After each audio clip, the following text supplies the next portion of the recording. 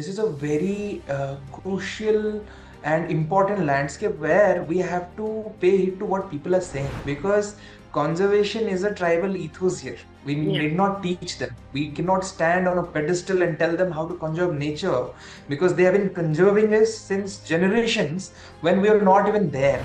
Hmm. So, be it the Sarna Puja where they worship the Sal groups, be it Sarhul, be it Sarhul is a festival of flowers, be it Karam Puja where they worship the Karam trees. So, Yeah. the entire tribal festival and lifestyle is woven around the nature.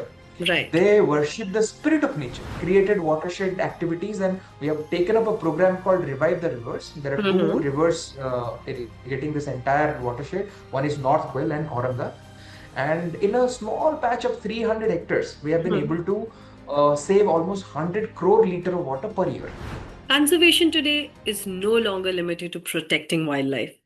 It is about managing entire landscapes through science, leadership, and community participation.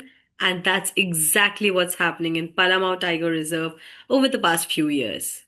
Hello and welcome to Indian Masterminds. I am Bhakti Kothari, and joining me today is Mr. Prajesh Kanta Jena, the Deputy Director of Palamau Tiger Reserve, whose work has focused on integrating water conservation, habitat restoration, and community ownership into a single conservation framework. In the first part of his video interview, he shares how conservation, planning, science, and governance came together to transform the Palamau Tiger Reserve landscape. So let's welcome him. So, welcome to our channel, sir, and we're really happy to have you here today. Thank you, Bhakti. Thank you for inviting me to your channel. I'm really glad you could be here, sir. And you've been doing so much of work for Palamau. किसी जमाने में वहाँ पे zero tigers थे and अभी वहाँ पे tigers की बढ़ोतरी भी हो रही है एंड कहीं ना कहीं आप लोग का ही कॉन्ट्रीब्यूशन है जिसकी वजह से वो हो रही है. So I would like to ask you, जब आप डेप्यूटी डायरेक्टर नॉर्थ असाइन हुए, लाइक जब आपको ये पोस्टिंग असाइन हुई, तो सबसे बिगेस्ट कंजर्वेशन चैलेंज क्या था जो आपको पलामऊ में दिखा? आपने सही बोला. Palamau Tiger Reserve is one of the first 9 tiger reserves in the country. या. So, and the Pugmart census started in Palamau in long back in 1935. Hmm. So after that, so many things happened. As you said, what are the major challenges? For 2 decades since 1990, there hmm. was left-wing extremism issues here. Hmm. So the government access and many things were a big challenge. And after hmm. that, the prey population and the carnivore population went down. Hmm. This is how in 2018, the AIT number was zero. Hmm. So that was unfortunate, but this entire landscape had the resilience to bounce back. या. So when I joined in 2023, probably in March itself, the first hmm. tiger sighting happened. I went hmm. and saw. Hmm. So that gave us a lot of hope that hmm. this landscape has potential. And then I read histories about how it has been and how to get things done. Hmm. Two, three very important challenges, or the tallest challenges that we had. Hmm. One was the historical management issues because of the various security and other challenges that we were facing that creeps into the culture. So that needed to be reformed. Number two, the entire personnel system that we have in Palamau Tiger Reserve, that needed to be reoriented for better tiger monitoring, protection, and other activities. And number three, and I would consider it to be the most important thing, is bridging the gap between the local tribals and Palamau Tiger Reserve administration. Because we are talking of a tiger conservation project in a tribal landscape या. where people have been culturally, traditionally protecting nature and forest. Hmm. What happened and how to bridge the gap between a department which is mostly looked at as a restrictive or regulatory department, hmm. and slowly inching towards a platform where both are together and we are focusing on human well-being and wildlife conservation at the same time. Right. So, like you mentioned, you are also a big advocate of community participation. So, why community participation? Why did you choose community participation as the foundation of conservation here? Right. Uh, we we had a paradigm shift in conservation ethos Mm-hmm. when we also brought in well-being of the local forest dwellers to the center stage as we give focus to wildlife conservation. Yeah. As foresters, we become very parochial towards conserving either forest and wildlife and forget about what is happening around.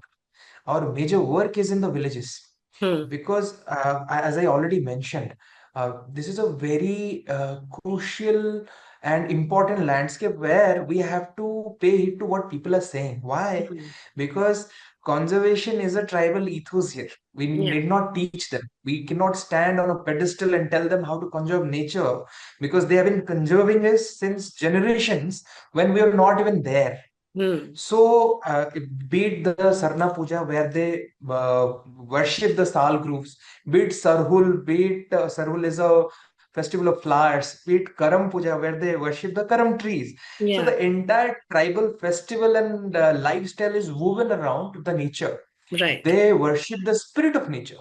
Hmm. So, when we understand that we both are intending towards the same goal, so it is better to make them partner rather make them rivals.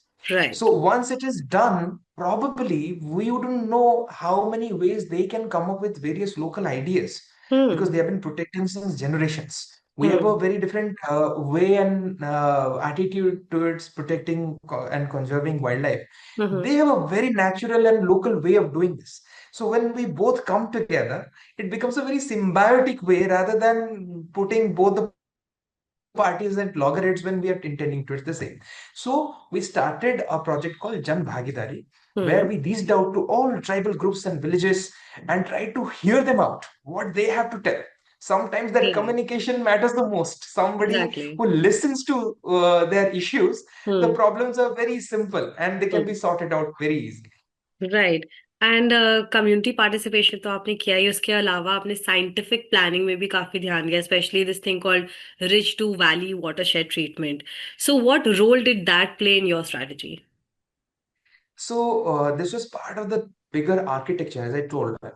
Again, the well-being of the forest dwellers, the tribals, and hmm the conservation of wildlife, hmm both are at the center stage. या Okay, so our major focus vis-a-vis people were how to engage them as a community, where the conservation objectives are achieved, and as forester, we do the technical things that we do as a part of forestry, be it watershed and be it forestry, be it wildlife management, that is a technical part that we do in-house. Hmm So, watershed is one area that comes at the intersection of both this. Okay So, people have a local knowledge of how to conserve water, या and we have a technical backdrop of telling them how to what they're doing, how to streamline that and make it more systematic so that okay we can get maximum result in minimum amount of time.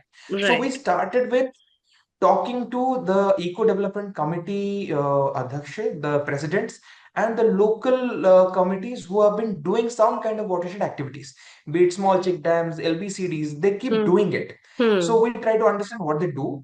And on a trial run, we started supporting them for a voluntary watershed activity. Okay So did one thing. Parallelly, we started a study from rich to valley approach so hmm that no watershed activity is duplicated. That right has been the case because we do not go in a systematic or systems approach hmm whereby the entire watershed it is intricately connected with each other. The या first order stream, the second order stream, the third order stream, everything is part of a bigger organism. So if we absolutely understand the organism as a whole, we can address the challenges. Hmm So every treatment and intervention has to be done from top to bottom, from the right ridge to valley. Then the right siltation reduces, and finally we can conserve water. And mind you, it's a drought-prone area. Every drop of water is equally important for the wildlife and the forest and the locals for their agriculture and survival. So we brought them together. We tried to raise an army of water warriors okay because what we did in-house hmm within the four walls of the room hmm is only we could study the probably the satellite data, the GIS maps. Hmm Then we get to know what interventions required where. but the Hmm. most crucial part of it is in the ground. You have to Hmm. go validate in the ground where what is required, where is the perennial channel, what is the ephemeral channel. The Hmm. locals have very deep knowledge about the water regime of that area.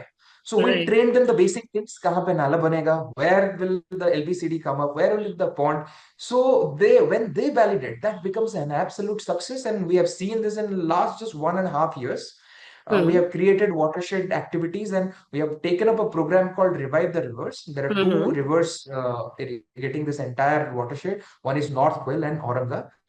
And in a small patch of 300 hectares, we have been Hmm. able to save almost 100 crore liter of water per year. Wow. And yes, of course, it is intangible. Slowly, because nature takes its time to revive. And once the drying channel comes up alive, people will Hmm. get to know the wonder of it, and they will get to know that they did it themselves. We were Right. only technical partners, and probably we provided a platform where both the parties can come together and work in unison. Right. And people also have this tendency कि, अगर वो खुद से कुछ करते हैं तो like they have this tendency to take care of it all the more rather than government कुछ करके Absolutely. दे. अगर उनका खुद का contribution होता है तो उसमें ज्यादा केयर भी होती है, ज्यादा टेंड भी करेंगे उस चीज को. So that's also included in this, right? That's the USP of Jharkhand. I tell you, Yeah. I have served in Saranda in a different part of the state. Mm-hmm. Here, tribal communities kind of they are, they do not depend on any outside agency. In Hmm. the sense, even if they do agriculture, the Hmm. entire village will come together. They will transplant rice. They'll have a community feast and they'll go back. They Yeah. have to dig a pond. They'll come together and do it. The Yeah. idea of independent and Gram Swaraj that Gandhiji has envisaged, you will see it in tribal villages. Hmm. So these are small efforts from our side to Hmm. give it more strength. What they have been already doing, Hmm. where we can create a platform where we'll promote these things. Hmm. Right, sir. And like after the watershed conservation program, assigning water warriors, आपने बताया कि अभी इतना litre of water आपको conserve होते हुए दिख रहा है. उसके अलावा और क्या विजिबल चेंजेस है that you seen in water availability also for wild life and the villages?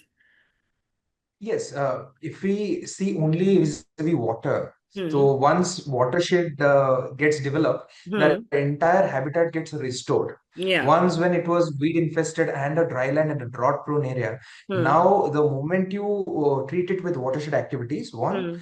you save your very crucial topsoil, which is the right. most productive layer. या. Number two, your soil moisture is conserved, so your grassland for wildlife is developed. So hmm. Betla has the highest density of wildlife population. So, creation of a huge patch of grassland also gives some buffer area to the already pressured grassland that we have. And hmm. that becomes the basis, as you know, for the food chain. The hmm. more the number of prey base we have, we can support more carnivores.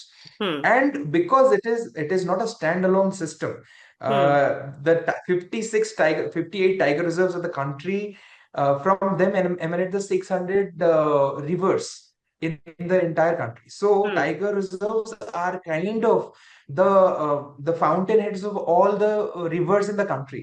So right. once we do this, hmm. it also supports the locals in the most sustainable way where they need it. Right. Clean air, clean water, clean soil. Right. So I tell to my forest staffs, you're the CEO of a company which produces soil, water, and air, clean air. Nobody can evaluate, give a price tag to it, but you'll be doing the greatest service to the nation and to the people. Absolutely. So, like we talked about grassland development, we talked about watershed conservation, we also talked about habitat restoration, which are all very crucial for tigers. What other interventions are also prioritized in Palamu? So if I only talk about the intervention or interfaces that we have with the local tribals and the villages, so we started this movement called Jan Bhagidari, which is a stakeholdership with the locals. Under that, multiple verticals have been developed. Mm-hmm. One was water warriors and watershed. Mm-hmm. Other one is a skill development, employment linked skill development program called Hunar Se Rozgar. Yeah. So what we saw when we go into field visits, we interact with the remotest of tribal villages. Mm-hmm. So almost what we found out, almost 70% or 80% of the village youth, they have out migrated because in the want of a job. Yeah. So that is the biggest disservice that we can do as a society to a tribal community, Yeah. because their life is rooted in their culture, which is rooted in their habitat where they have been True. living since generations. True.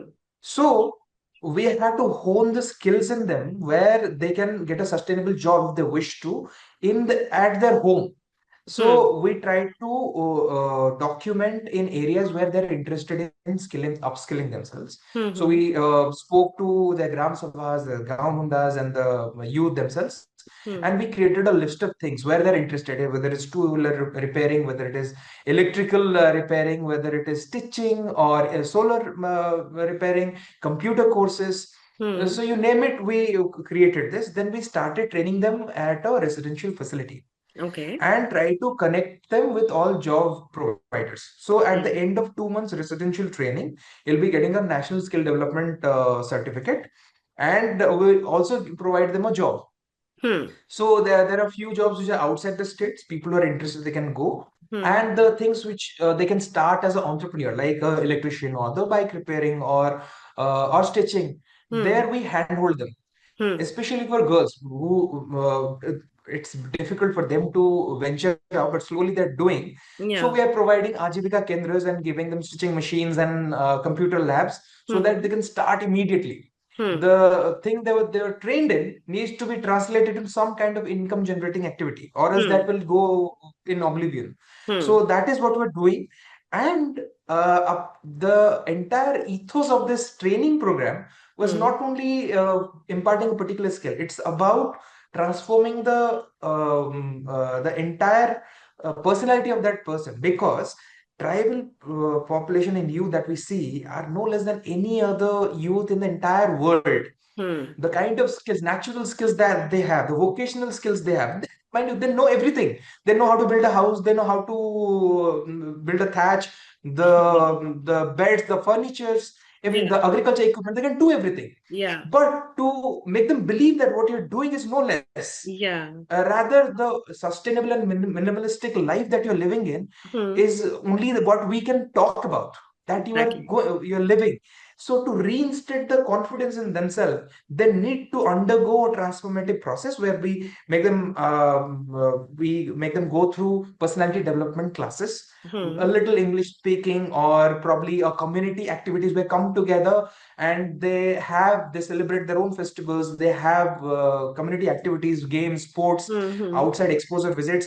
We make them meet with officers, ministers, so Hmm. that they tell in so with so much pride, they talk about their villages, what they do and what they're learning.